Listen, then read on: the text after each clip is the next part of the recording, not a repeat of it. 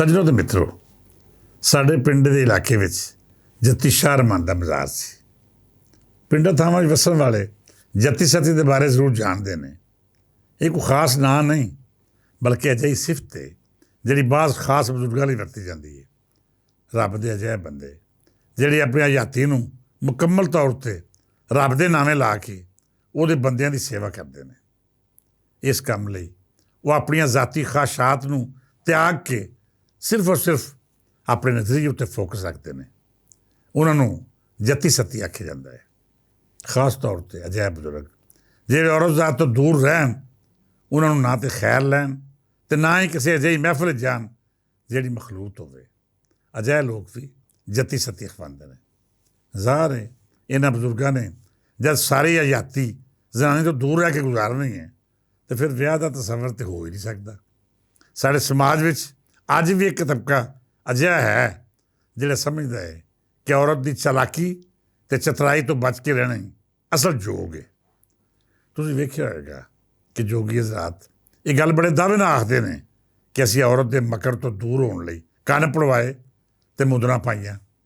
ਜਦੋਂ ਕਿਸੇ ਜੋਗੀ ਦਾ ਇਮਤਿਹਾਨ ਲੈਣਾ ਹੋਵੇ ਤਾਂ ਉਹਨੂੰ ਵੀ ਔਰਤ ਦੇ ਹੁਸਨ ਅਤੇ ਚਤਰਾਈ ਦੀ ਕਸਵੱਟੀ ਉੱਤੇ ਪਰਖਿਆ ਜਾਂਦਾ ਹੈ।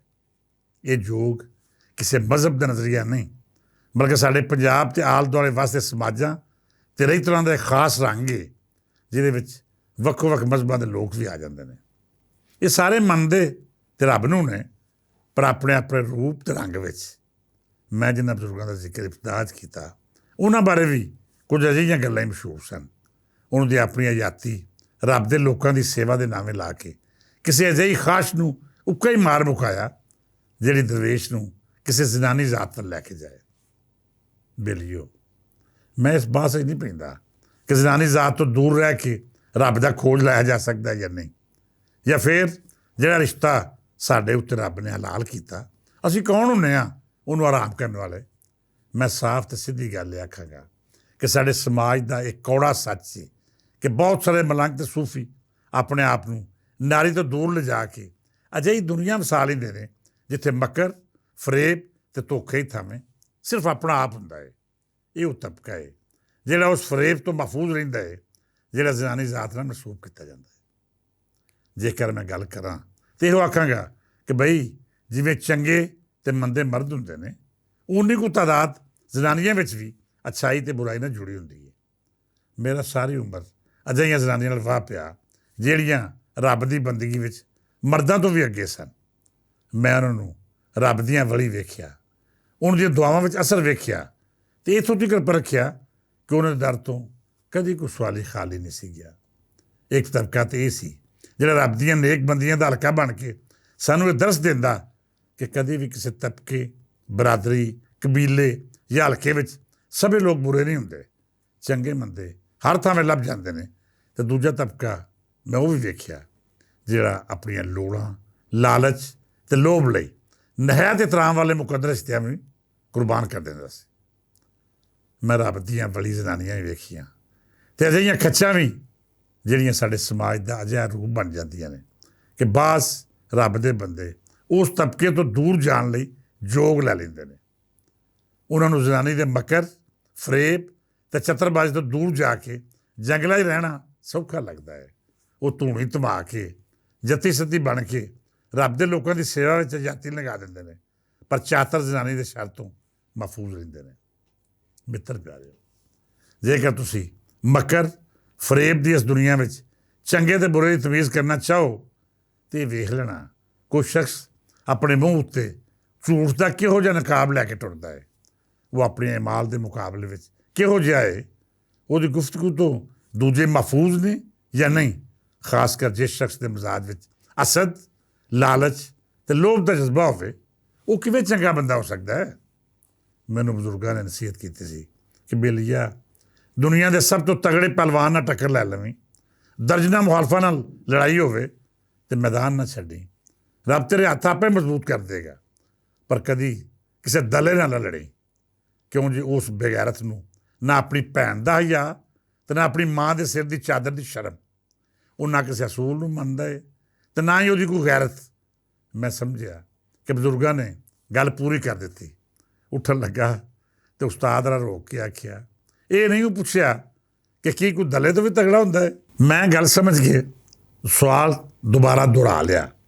ਅੱਗੋਂ ਜਵਾਬ ਮਿਲਿਆ ਕਿ ਦਲੇ ਤੋਂ ਤਗੜੀ ਕੋਠੇ ਦੀ ਨਾਇਕਾ ਹੁੰਦੀ ਹੈ, ਜਿਹੜੀ ਕਿਸੇ ਜ਼ਮਾਨੇ ਵਿੱਚ ਆਪ ਰੰਡੀ ਦੇ ਦਰਜੇ ਤੋਂ ਮੰਜ਼ਿਲ ਦਰ ਮੰਜ਼ਿਲ ਅਗਾਂਹ ਵੱਧ ਕੇ ਉਸ ਮੁਕਾਮ ਉੱਤੇ ਅੱਪੜਦੀ ਹੈ ਜਿੱਥੇ ਉਹਦੀ ਆਪਣੀ ਇੱਜ਼ਤ ਤੇ ਬਹੁਤ ਪਿੱਛੇ ਰਹਿ ਗਈ ਹੁੰਦੀ ਹੈ।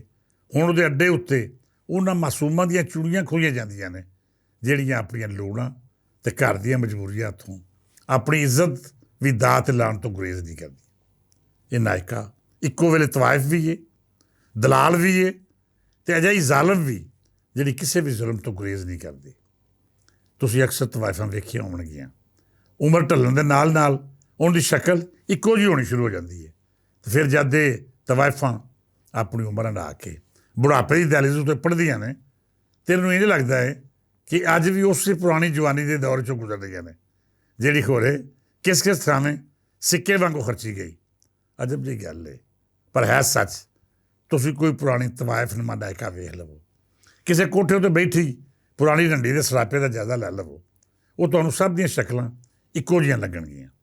ਜੇ ਤੁਸੀਂ ਸਮਝਦੇ ਹੋ ਕਿ ਅਜੋਕੇ ਵੇਲੇ ਵਿੱਚ ਕੋਈ ਨਾਇਕਾ ਲੱਭਣੀ ਔਖੀ ਹੈ ਤਾਂ ਫਿਰ ਜ਼ਰੂਰ ਪੁਰਾਣੀਆਂ ਫਿਲਮਾਂ YouTube 'ਤੇ ਸਰਚ ਕਰੋ।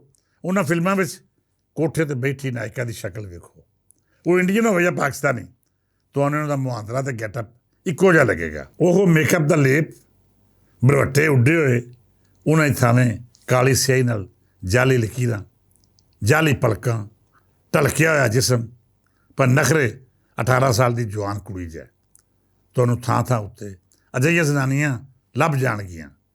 ਕੁਝ ਅਜਿਹੀਆਂ ਨਹੀਂ ਵੀ ਹੋਣਗੀਆਂ ਕਿ ਉਹ ਅਜਿਹੇ ਧੰਦੇ ਵਿੱਚ ਮੁਲਵਸ ਹੋਵਣ, ਉਹਨਾਂ ਦੇ ਨਫਸੀਆਤੀ ਮਸਾਇਲ ਵੀ ਹੋ ਸਕਦੇ ਨੇ, ਪਰ ਬਹੁਤ ਸਾਰੀਆਂ ਅਜਿਹੀਆਂ ਜ਼ਨਾਨੀਆਂ ਦਾ ਕਿਰਦਾਰ ਉਹਨਾਂ ਦੇ ਚਿਹਰੇ ਉੱਤੇ ਲਿਖਿਆ ਹੋਇਆ ਸਾਫ਼ ਵਿਖਾਈ ਦੇਵੇਗਾ, ਜਿਹੜੀਆਂ ਆਪਣੇ ਆਪ ਨਾਲ ਝੂਠ ਬੋਲ ਕੇ ਅੱਜ ਵੀ ਇਹ ਸਮਝਦੀਆਂ ਨੇ ਕਿ ਉਹ ਨਾਇਕਾ ਨਹੀਂ, ਬਲਕਿ ਉਹ ਜਵਾਨ ਅਤੇ ਅੱਲਰ ਮੁਟਿਆਰ ਨੇ ਜਿਹਦੀਆਂ ਦਾਵਾਂ ਉੱਤੇ ਜ਼ਮਾਨਾ ਮਰਦਾ ਸੀ। ਬਲ ਬੇਲੀਓ, ਅਜਿਹੀ ਜ਼ਨਾਨੀ ਕੋਈ ਵੀ ਹੋਵੇ ਇਸ ਧਰਤੀ ਉੱਤੇ, ਜਾਂ ਫਿਰ 7 ਸਮੁੰਦਰ ਪਾਰ ਲੱਭੇ, ਗਲੀ ਮਹੱਲੇ ਦੀ ਹੋਵੇ ਜਾਂ ਈਵੈਂਟ ਆਰਗੇਨਾਈਜ਼ਰ ਹੋਣ ਦਾ ਦਾਅਵਾ ਰੱਖੇ, ਉਹਦੇ ਸ਼ਰ ਤੋਂ ਬਚਿਓ ਜੇ। ਕਿਉਂ ਜੇ ਬਜ਼ੁਰਗਾਂ ਆਖਿਆ ਹੈ ਕਿ ਅਨੁਮਾਨ ਨਾਲ ਲੜਿਆ ਜਾ ਸਕਦਾ ਹੈ, ਪਰ ਕਿਸੇ ਦਲੇ ਨਾਲ ਕੋਲ ਨਹੀਂ ਹੋ ਸਕਦਾ। ਦਲੇ ਨਾਲ ਭਿੜ ਵੀ ਜਾਓ, ਤੁਸੀਂ ਕਦੀ ਕਿਸੇ ਨਾਇਕਾ ਨਾਲ ਮੁਕਾਬਲਾ ਨਹੀਂ ਕਰ ਸਕਦੇ। ਕਿਉਂ ਜੇ ਨਾਇਕਾ ਇੱਕੋ ਵੇਲੇ ਤਵਾਇਫ ਵੀ ਹੁੰਦੀ ਹੈ, ਸਪਲਾਇਰ ਵੀ, ਡੇਰੇਦਾਰ ਵੀ, ਸੌਦੇਬਾਜ਼ ਵੀ, ਦਲਾਲ ਵੀ, ਅਤੇ ਅਜੋਕੇ ਵੇਲੇ ਵਿੱਚ ਈਵੈਂਟ ਆਰਗੇਨਾਈਜ਼ਰ ਜਾਂ ਫਿਰ ਕਿਸੇ ਸਿਆਸੀ ਜਮਾਤ ਦੀ ਨਾਮ ਨਿਹਾਦ ਝੂਠੀ ਸੱਚੀ ਅਹੁਦੇਦਾਰ ਵੀ। ਰੱਬ ਸੱਚਾ ਸਾਨੂੰ ਸਭ ਨੂੰ ਅਜਿਹੀਆਂ ਚਲਾਕ ਅਤੇ ਰੰਗਬਾਜ਼ ਜ਼ਨਾਨੀਆਂ ਤੋਂ ਮਹਿਫੂਜ਼ ਰੱਖੇ, ਜਿਹੜੀਆਂ ਆਪਣੀ ਔਕਾਤ ਤੋਂ ਅਗਾਂਹ ਵੱਧ ਕੇ ਕਪੱਤ ਘੋਲਦੀਆਂ ਨੇ। ਕਦੀ ਕਦੀ ਤਾਂ ਸੋਚਦਾ ਹਾਂ ਕਿ ਉਹ ਬਾਬੇ ਕਿੰਨੇ ਚੰਗੇ ਸਨ, ਜਿਹੜੇ ਜੱਤੀ ਸੱਤੀ ਹੋ ਕੇ ਫੱਫੇ ਕੁੱਟਣੀਆਂ ਦੇ ਸ਼ਰ ਤੋਂ ਦੂਰ ਚਲੇ ਗਏ। ਇਹ ਮਰਦ ਦੀ ਹਾਰ ਨਹੀਂ, ਬਲਕਿ ਆਪਣੇ ਲਈ ਇੱਕ ਅਜਿਹਾ ਰਾਹ ਦਾ ਇੰਤਖਾਬ ਹੈ ਜਿੱਥੇ ਕਿਸੇ ਚਾਲਾਕ ਅਤੇ ਹਸਦ ਦੀ ਮਾਰੀ ਜ਼ਨਾਨੀ ਦਾ ਸ਼ਰ ਨਹੀਂ ਅੱਪੜ ਸਕਦਾ। ਬਹਰਹਾਲ ਅੱਜ ਦੀ ਇਸ ਦਿਲਚਸਪ ਗੱਲਬਾਤ ਮਗਰੋਂ ਤੁਹਾਡੇ ਕਮੈਂਟਸ ਦੀ ਵੀ ਉਡੀਕ ਰਹੇਗੀ। ਵਿਚਾਰ ਵਟਾਂਦਰਾ ਕਰਨਾ ਅਤੇ ਗੱਲਾਂ ਵੀ ਸਾਂਝੀਆਂ ਕਰਨਾ ਕਿ ਕੀ ਤੁਸੀਂ ਵੀ ਕਦੀ ਕਿਸੇ ਅਜਿਹੀ ਜ਼ਨਾਨੀ ਉੱਤੇ ਇਤਬਾਰ ਕੀਤਾ, ਜਿਹੜੀ ਆਪਣੇ ਆਪ ਨਾਲ ਝੂਠ ਬੋਲ ਕੇ ਬੁੱਢੇ ਬਾਰੇ ਅੱਲਰ ਮੁਟਿਆਰਾਂ ਵਾਲੀਆਂ ਹਰਕਤਾਂ ਕਰੇ ਅਤੇ ਇਹ ਸਮਝ ਲਵੇ ਕਿ ਮੈਂ ਅੱਜ ਵੀ ਉਸ ਥਾਂ ਖਲੋਤੀ ਹਾਂ ਜਿਹੜੀ ਥਾਂ 60 ਵਰ੍ਹੇ ਪਹਿਲਾਂ ਮੇਰੀ ਉਮਰ ਦੇ ਪੈਰਾਂ ਥੱਲੇ ਨਿਕਲ ਗਈ ਸੀ।